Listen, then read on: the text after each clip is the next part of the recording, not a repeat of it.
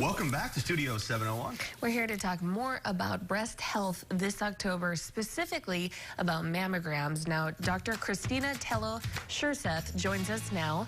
Hello, doctor. Hi, thank you so much for having me. Well, let's start with the basics.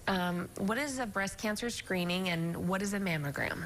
Sure. So, the important thing to understand about screening is that we're looking for those early breast cancers before you start to get symptoms, meaning before you can feel a lump or before you have nipple changes or nipple discharge or pain in the breast.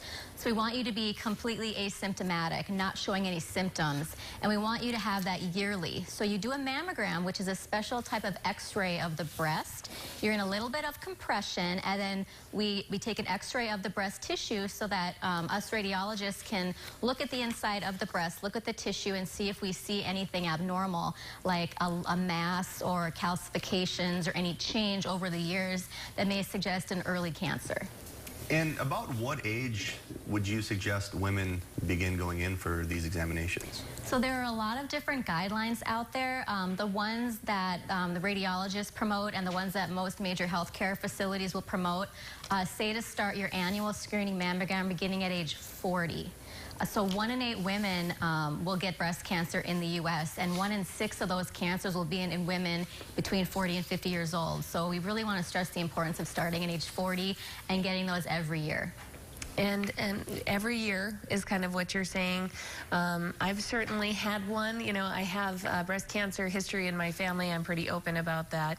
And they're not as bad as my mom had said they were. She's like very uncomfortable. Yes. I thought it's not terrible, especially after you've had kids.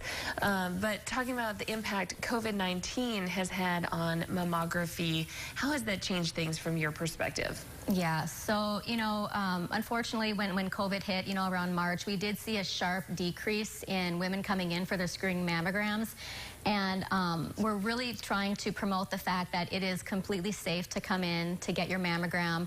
The healthcare facilities, specifically Sanford, has taken every precaution to make sure that it's safe for you to do so. The rooms are sanitized, the machines are sanitized, and it's really important not to skip that annual mammogram. Some women have chosen to delay the screening mammogram until they feel a little safer coming in, which is fine. It's okay to delay that for a couple months, but you don't want to just say, you know what, I'll just get it next year, I'll skip this year because of COVID. We don't want to miss those early small cancers that are more treatable. We don't want those to turn into the more aggressive kind where you have to have more aggressive treatment and surgery.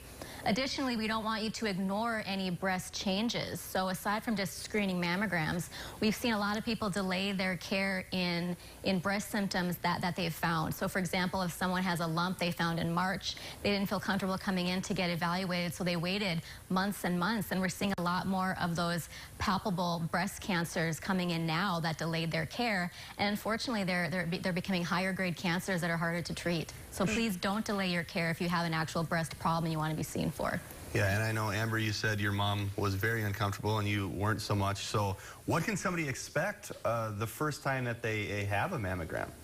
Well, what you can expect is to, come into our specific mammogram rooms that have the mammogram machine.